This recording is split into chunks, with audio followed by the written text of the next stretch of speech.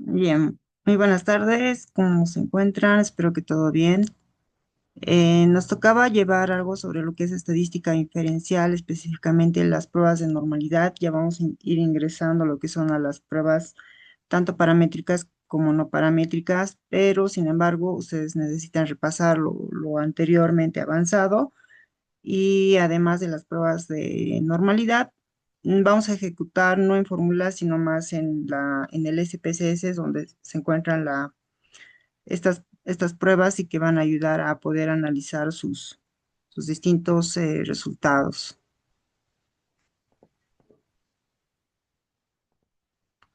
Como introducción, decimos que el análisis de normalidad es esencial para poder validar supuestos en diversos métodos estadísticos. Todos los valores que uno pues recolecta, eso nos ayuda más que todo a hacer el análisis previo antes de poder ya abordar, digamos, tanto a lo que es los resultados y discusiones y conclusiones.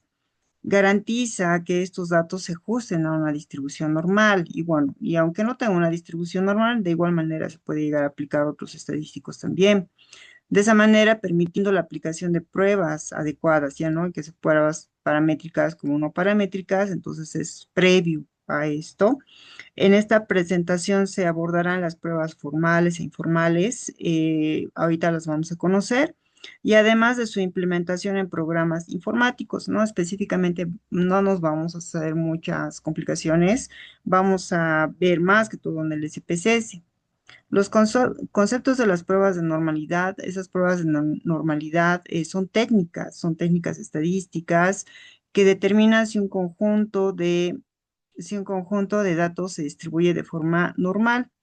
Su propósito es evaluar la adecuación de los datos para el análisis que requieren esta premisa, asegurando resultados válidos y confiables en la interpretación de los resultados.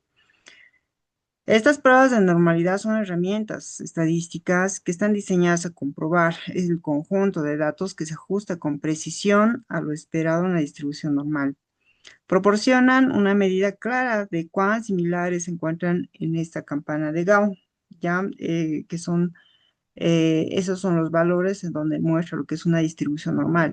Aquí, por ejemplo, en la imagen de un histograma podemos ver una distribución normal. Es un ejemplo claro, ya que tiene que seguir esta campana, esta imagen de la campana. Imaginariamente nosotros podemos incluso trazar dentro de lo que son nuestros valores. Como ustedes pueden ver, tiene una distribución normal porque si bien existen valores inferiores como en el 2, de alguna manera en el 8 se compensa, ¿no? Porque luego a partir del 2 ya en el 3, en este caso ya pues todo se torna algo regular. Ya, de repente podría estar un poquito más inclinada hacia lo que son altos valores, pero no es mucha la diferencia, ¿no? Es lo que realmente se espera, pero muchas veces es un poco difícil poder hacer que esta normalidad se encuentre, ¿no? Pero en lo posible sí es necesario, ¿no? Para ver que los valores no sean muy al extremo.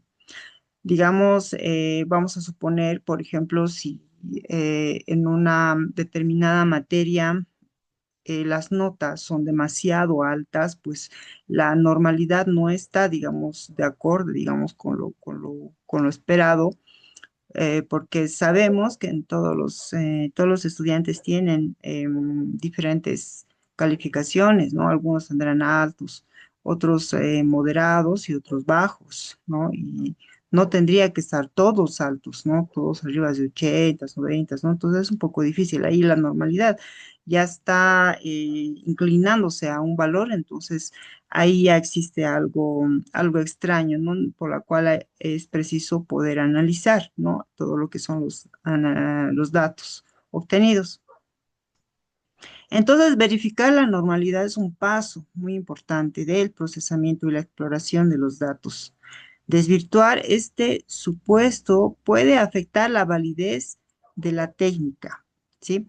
También tenemos las pruebas de la ANOVA y regresiones que se basan en él.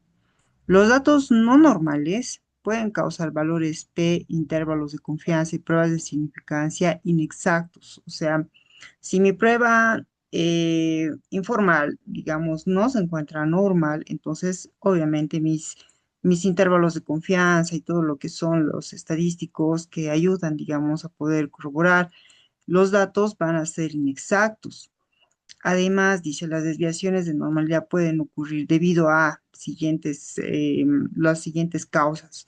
Una de esas que van a ser datos que son sesgados, con una cola larga en un lado. Yo les decía, ¿no? Los extremos, o extremos inferiores o extremos superiores, ¿no? ¿Qué pasa, digamos, si existen demasiados aplazados, ¿no? En una materia, por ejemplo, anatomía.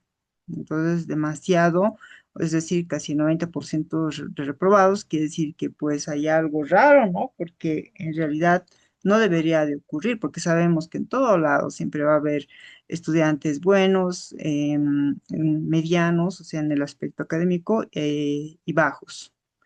Colas más pesadas o más ligeras en una curva de campana, ya que es casi lo mismo interpretación en la anterior. Valores extremos que son atípicos fuera de los rangos típicos.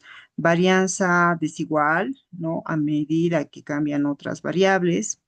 Las pruebas de normalidad proporcionan una forma objetiva de poder medir cuánto se desvía un conjunto de la normalidad. Y eso indica si la varianza requiere métodos que no se basen en la forma normal. ¿Sí? Entonces, es muy importante tomar en cuenta los datos previos y poder volverlos a realizar o de alguna manera poder tener bien establecidas las preguntas para en una encuesta. Los tipos de pruebas de normalidad, dice que existen varias pruebas estadísticas disponibles para evaluar si un conjunto de datos sigue una distribución normal. La elección de la prueba puede depender de factores como es el tamaño de la muestra, distribución subyacente, sensibilidad requerida y algunas pruebas de normalidad comunes que incluyen los tipos de pruebas, ¿no? Ahorita las vamos a ver. Esos tipos de pruebas que pueden ser formales, informales, bueno, y otras, ahorita vemos, nos van a mostrar, nos van a poder mostrar, digamos, la distribución de nuestros datos y cómo se están representados en gráficas.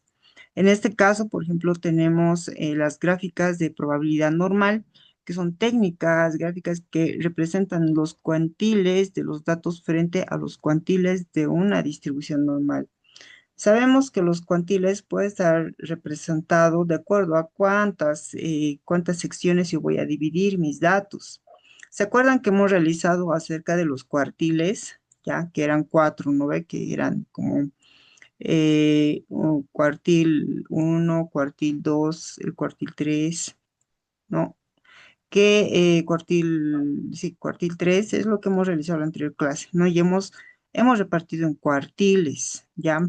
Hay también percentiles que son de 100 en 100 y hay otros más que también se puede hacer esa distribución, ¿no? Obviamente los cuartiles son mucho más prácticos, ¿no? A eso se refieren los cuantiles, porque los cuantiles no son números exactos, ya no solamente son cuartiles, percentiles. Otro de los métodos gráficos se encuentra el histograma, que es lo que hemos visto en la anterior diapositiva, con una curva normal superpuesta y comprar visualmente la forma del histograma de los datos de una curvatura de distribución normal puede brindar una indicación inicial de normalidad, ¿sí? Ahora tenemos las pruebas numéricas. Dentro de las pruebas numéricas, ahí vamos a saber que las interpretaciones son casi las mismas. Inclusive las dos pruebas se pueden realizar en un mismo estadístico. Ya ahorita lo vamos a hacer en el SPSS. Dentro de estas tenemos las pruebas de Shapiro-Wilk, que es una prueba que compara los cuantiles de los datos muestrales con los cuantiles de una distribución normal. Entonces está relacionado tanto a la distribución con los datos, ¿no? Los datos en general y su distribución. Y en una de las pruebas más fiables para muestras pequeñas. En este caso, por ejemplo, vamos a aplicar más que todo el Shapiro-Wilk, ¿sí? Luego las pruebas de Kolmogorov se compara la distribución acumulada. Eso ya van a aplicar muchos más datos de estos datos muestrales con la distribución normal acumulada también esperada. En este caso, en esta prueba lo que va a hacer va a dividir en secciones y va a hacer el cálculo. Y este va a ser muy sensible a discrepancias en las colas. ¿Por qué? Porque utiliza datos encima de 50 datos. Luego tenemos otra prueba que va a ser la de Anderson-Darling, que es un poco similar a la anterior, que es a la Kolmogorov. Otorga mayor peso a la escala de distribución y es más eficaz para detectar desviaciones de la normalidad. Y otra prueba que va a ser de Lillie Air Force, una variación de pruebas de Komolov y de Seymour, donde los parámetros de la distribución normal se estiman a partir de los datos de la muestra, ¿ya? Entonces, en realidad va a depender mucho, ¿no? Cada una de ellas su aplicación. Sin embargo, en este caso vamos a hablar más que todo de estas dos, que van a ser las más utilizadas, ¿no? Y esas van a actuar todo este grupo de pruebas que van a ser tanto de Kolmogorov, la de Liljeorf, la de Anderson, van a utilizar pruebas o van a utilizar datos que sean mayores, en mayor proporción, y pues estas van a ver, ¿no? Cómo van a ser las desviaciones, cuánto tiene, digamos, de desviación a lo que es la normalidad y va a ser muy sensibles a los extremos, ¿no? Que les decía, ya sean extremos superiores o extremos inferiores. La de Shapiro-Wilk ya es un poquito más específica, pero también igual nos va a mostrar, ¿no? La distribución normal y pues es bastante aplicativa. La elección va a depender mucho, ya no os podría decir, no, o sea, esta utilizar o esta otra, depende mucho del tamaño de la muestra, además depende de la distribución, si se requieren métodos paramétricos o no paramétricos. Los métodos gráficos proporcionan una comprobación visual, mientras que las pruebas numéricas nos pueden dar una evidencia estadística ya numeral, o sea, es como para poder hacer una interpretación más directa. Y ustedes pueden decir que se encuentran en menos del 0,01, el valor en el cual rechaza, ¿no? La hipótesis nula o la alterna, por ejemplo, ¿no? Entonces, va a ser muy sensible a lo que va a ser la normalidad. Ya, entonces vemos que dentro de estas pruebas se van a encontrar estas, ¿no? Los métodos gráficos y las pruebas numéricas y la prueba de hipótesis también, ¿no ve? Se utiliza mucho lo que va a ser la prueba de hipótesis en esas investigaciones que van a ser, están más relacionadas a lo que va a ser el análisis, a la correlación estadística, así más que todo con un nivel analítico e interpretativo también. Entonces dice que las pruebas de hipótesis funcionan calculando un estadístico de prueba a partir de los datos muestrales. Ese estadístico nos va a medir la probabilidad de que estos datos provengan de una distribución normal.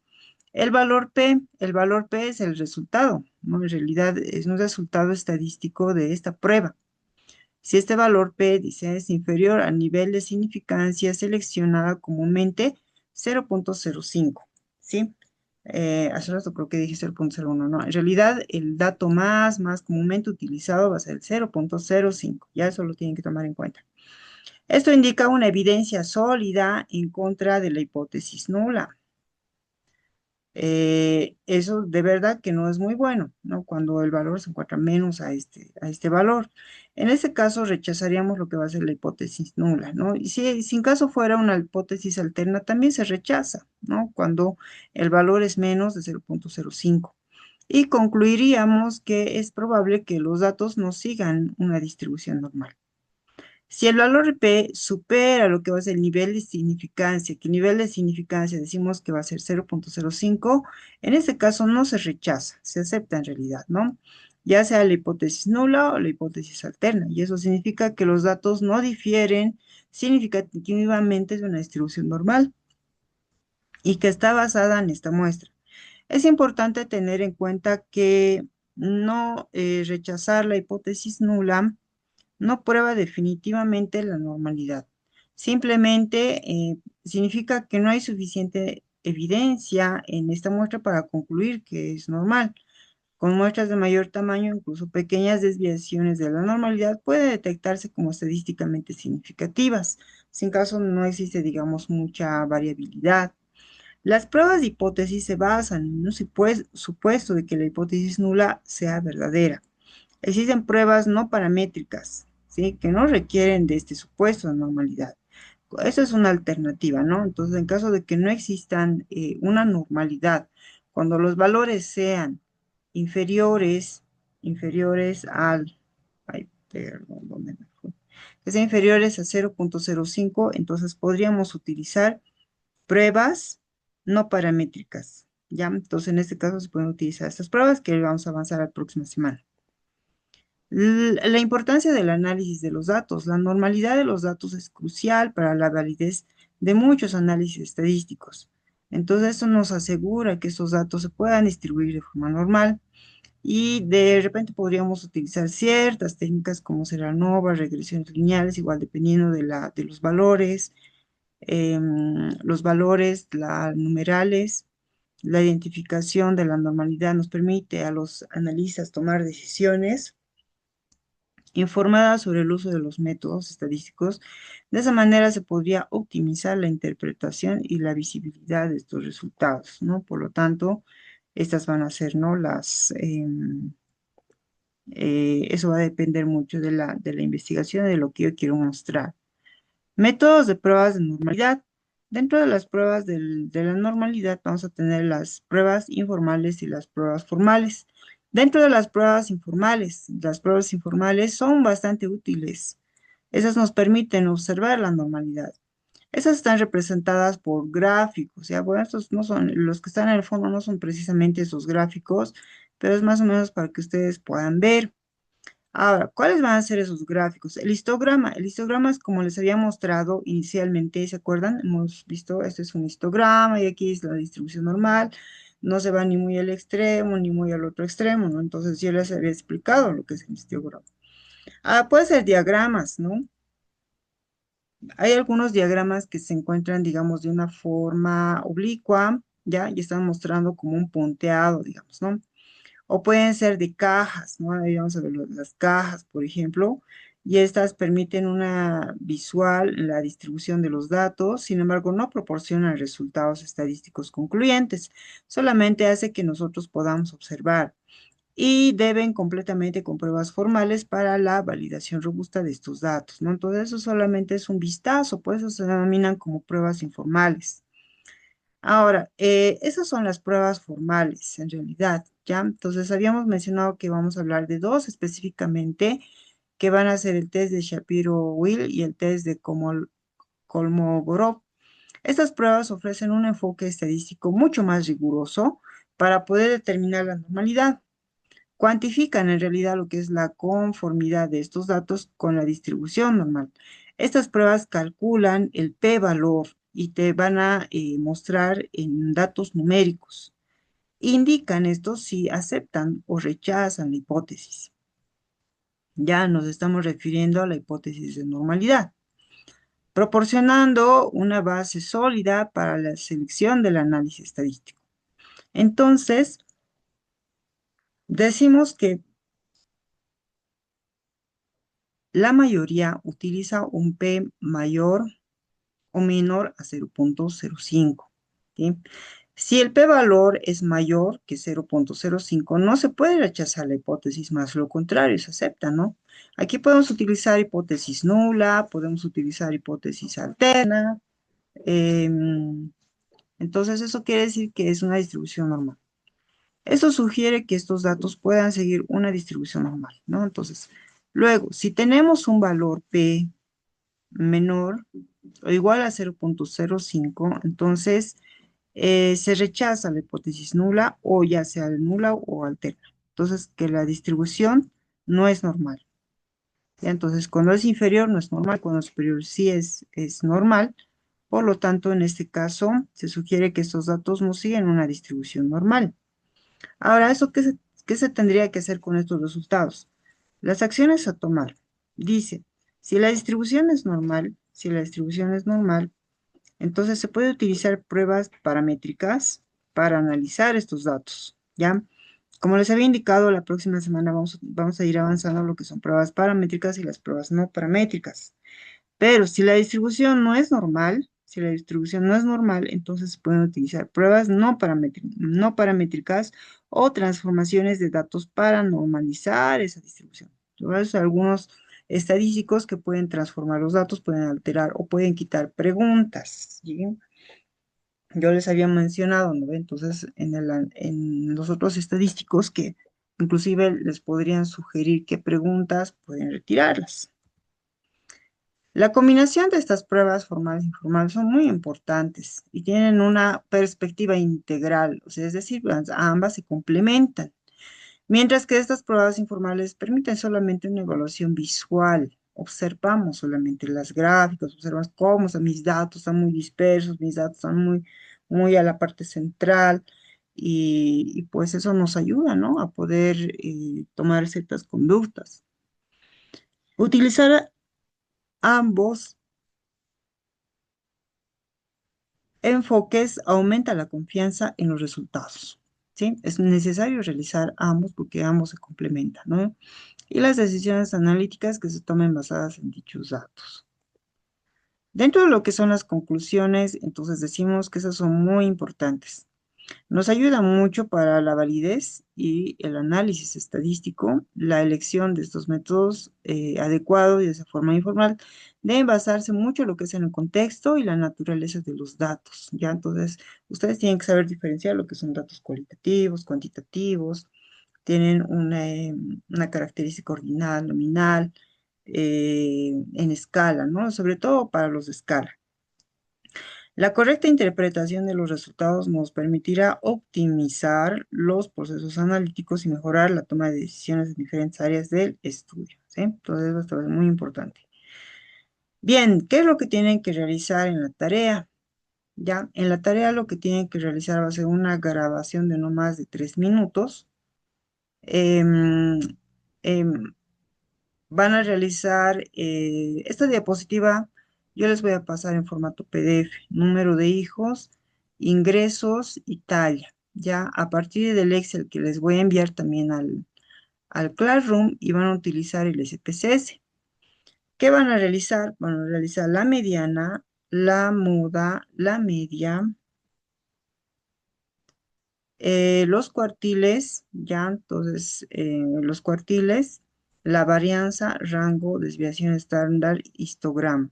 El único informal que vamos a ver aquí va a ser el histograma, porque es el único que quiero que me interpreten, y es el más, se puede decir que es más práctico, porque les muestra los datos en barras, en cambio los otros son más dispersos, presentan otras características en caja, por ejemplo, también ayuda, ¿no? En caja incluso es igual, pero histograma es mucho más práctico. Este va a ser el único informal que van a realizar y dentro de lo que son los métodos formales van a realizar lo que es ya sea el test de Shapiro-Wilk o el test de Kolmogorov, ¿ya? Pero van a ver que según los datos van a utilizar el de Shapiro. Entonces, ¿qué van a hacer? Van a grabar, o sea, igual en su computadora, van a mostrar, si ustedes quieren, van a explicar y van a realizar una interpretación de todos estos datos, ¿ya? El por qué les ha salido esos valores. Esos deben realizarse, se tienen que grabar ustedes y me tienen que enviar en una grabación de no más de 3 minutos, ¿sí? Algunos ejercicios los vamos a realizar así porque ya que es mucho más práctico, porque en teoría yo les tendría que estar observando, ¿no? Entonces yo puedo verles, digamos, en el aula. Podríamos hacerlo este sábado, pero este sábado es un poquito, eh, no sé si vamos a lograr alcanzar a que todos podamos ver, sin embargo, por lo menos vamos a ver la parte práctica, ¿sí? Y tenemos que hacer el examen teórico, sí o sí tenemos que hacer un examen teórico. Bien, entonces, ¿cómo hacemos? Yo aquí tengo mi Excel y aquí están mis datos, ¿no? Son datos de una encuesta donde se ha tomado en cuenta el sexo, la ocupación, la edad, peso, número de ingresos, talla. Lo que yo les he pedido han sido esto, ¿no? Número de hijos, ingresos y talla. Entonces vamos a pintar. Conmigo vamos a realizar la edad y el peso. Entonces yo ya tengo aquí abierto mi programa SPSS, ya, y aquí está vacío. Voy a abrir mi archivo. Entonces coloco archivos y coloco la parte de datos. Los datos que yo quiero extraer son del Excel y mi medidas de tendencia central. Esas vamos a utilizar las mismas. Abrimos, aceptamos. Ya, entonces aquí tengo en mi pantalla todas las variables que se han podido subir y voy a ver a la vista de variables y voy a comprobar que todos mis datos estén bien. Sabemos que sexo es nominal, ocupación también y Número de hijos es ordinal, así que eso lo vamos a cambiar a ordinal, que tiene, ¿no? Uno, dos, tres hijos, cuatro hijos. Entonces van en orden y el resto va a ser numeral, ¿no? Que son en escala.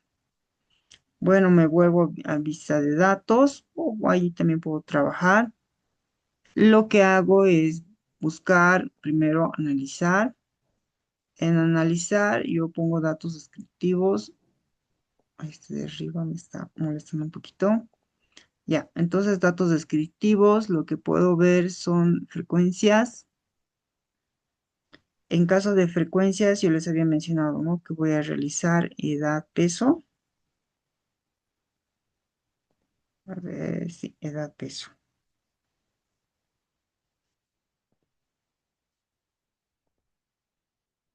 Entonces, edad, peso, tabla de frecuencias. Y lo que yo quiero son los cuartiles, percentiles, ¿no? Porque yo sé que mis datos no van más de 100. Media, mediana, moda. No voy a poner suma, pero aquí tengo desvíos estándar y tengo la varianza y también tengo el rango, ¿sí? Ahora, todo eso yo les he explicado en las anteriores diapositivas, así que ustedes ya la van a saber interpretar también. Luego, dentro de los gráficos me está pidiendo histograma, pongo continuar y aceptar. Entonces, en la imagen nos va a salir todo lo que son los estadísticos. Tenemos la edad, peso. Aquí tenemos la mediana, tenemos la media y tenemos la moda. Y ustedes pueden ver que son muy parecidos en la edad, ¿no? Aquí está en 39, 40, 41, la moda, ¿no? Que es el valor que más se repite, que es 45, pero tampoco está muy lejos de 41 y 39. El peso de la misma manera, ¿no? En el peso, la mayoría que pues se encuentra con una media de 73 kilos, con una media de 71 y una moda, ¿no? Lo que más se repite son 68. La de desviación estándar, que va a ser de 9, 9.12, de 6.9, quiere decir que que son datos confiables. Luego tenemos la varianza, que me salen también de 83 en este caso, y en el peso que me sale de 80, de 48. Tenemos de rango 37, 31, y aquí tenemos los percentiles que se han dividido en tres. En este caso lo divido en 3, en 25, y la parte central, vean que están al 41, que es que tiene que estar correlacionado con lo que va a ser la mediana. Y en el 75% van a encontrarse 45.75, ¿no? De edad, ¿no? De 45 años, y en el peso de 78, es decir que arriba del 50% las personas encuestadas tienen arriba de 41, ¿no? O diré, sí, pues se encuentran arriba de 41 hasta 45 años, y los que son menos de 50% son hasta 33.50, menos de 41, ¿sí? Entonces esa es la interpretación. Bueno, ya les he mencionado en la anterior diapositiva, así que no hay ningún problema. Aquí vemos lo que es la edad, ¿no? Aquí la edad por frecuencia, porcentajes, porcentaje válido, porcentaje acumulado, ¿sí? Pues cuántas veces se repite el 33, vean, ¿no? Entonces aquí se repite el 33, se repite 3 veces, y el que más se repite va a ser el de 45. Lo mismo ocurre en peso, ustedes vean aquí el porcentaje y la frecuencia. La frecuencia, que es lo que más se repite, ¿no? Entonces, en este caso, el peso, lo que más se repite va a ser entre 68 y 70 kilogramos, ¿no? Lo que más se repite dentro de lo que somos encuestados. Dentro del histograma, aquí podemos ver que podría ser una distribución normal. Aquí imaginariamente dibujamos nuestra curvatura, ¿ya? Entonces, ustedes pueden ver que los valores están más centrados a nivel sí, pues están más centrados, se encuentran no al extremo, tan al extremo, pero sí más en el centro, ¿sí? Eso va a ser en cuanto a la edad, miren, ahí se encuentran, ¿no? Entre 40 a 50 años y pues arriba de 30, ¿no? Entonces, quiere decir que mi población ha sido realmente sí al azar, porque han sido tomadas de diferentes edades. Y el peso, miren, el peso es una distribución normal con una tendencia más hacia el extremo alto, ¿no? Si ustedes pueden ver.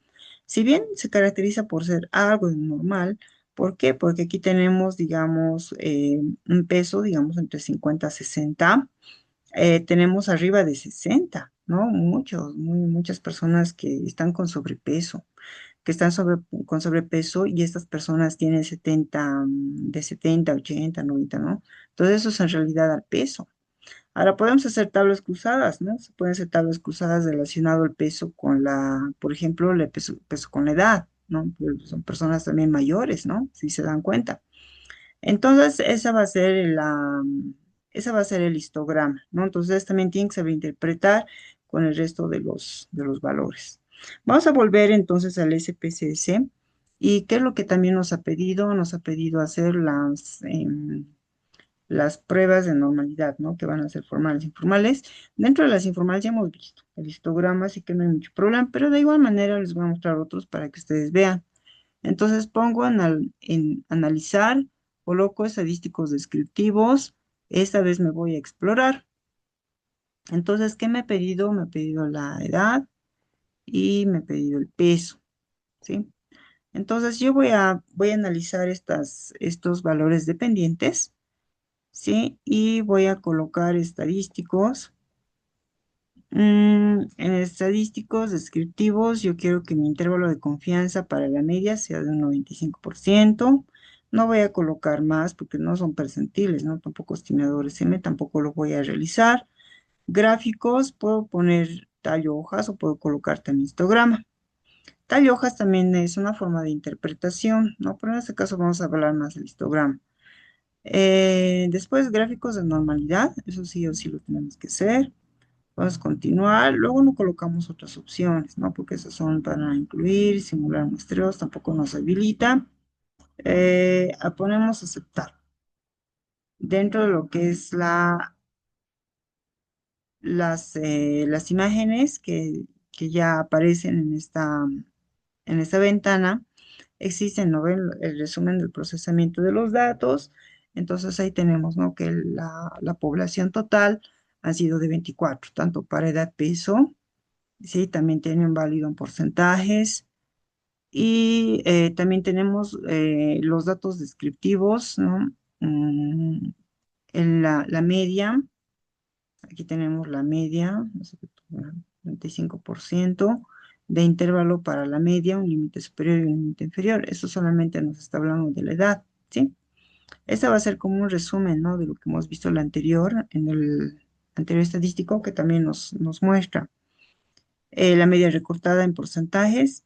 También tenemos la mediana, tenemos la varianza, desviación estándar, mínimo máximo, tenemos el rango, asimetría y pues kurtosis, otros aspectos que pues no los vamos a ver en esta oportunidad. Luego tenemos del peso, lo mismo, ¿no? Todo lo que son las medidas de tendencia central y obviamente la dispersión. Ahora lo que nos muestra también va a ser las pruebas de normalidad y eso es lo que ustedes tienen que interpretar. En el estadístico, por ejemplo, en caso de la edad y el peso, nos ha dado un valor de 0.3, entonces está más que 0.05, por lo tanto se considera aceptable, ¿sí? La significancia, bueno, así un poco como que nos observa porque dice que está en el límite. Y en el Shapiro, pues sí, digamos, está mucho mejor, ¿no? De 0.9 y en este caso va a ser de 0.6. El peso, lo mismo de 0.18. Aquí, ¿no? Aquí está un poquito como que 0.03, que no es 0, es menor a 0.05, por lo tanto está un poquito, no son unos valores que están acercados a la media. Y como ustedes han podido ver, ¿no? Han podido observar que el peso está mucho al extremo superior. Ya, entonces eso lo hemos visto en las gráficas y aquí prácticamente estadísticamente nos está mostrando eso. Este va a ser el histograma, ya les había mostrado. En el caso del peso, ese es el histograma del peso. Miren, ¿Cómo van los valores? Todos los valores se van más a lo que es los valores altos. Entonces, eso quiere decir que hay una distribución anormal, con una tendencia a tener valores altos. Estos yo les decía, esos son gráficas donde también son detalle, hojas, por ejemplo. Bueno, esa es su descripción en realidad, ¿no? De cuánto es, cuánto valen de estos punteados, pero aquí nos ayuda a observar, discriminar y observar también nuestros valores, que son estos puntitos, qué tan lejos se encuentran de la línea, qué tan cerca se encuentra de la línea. La mayoría se encuentra a nivel de la parte central.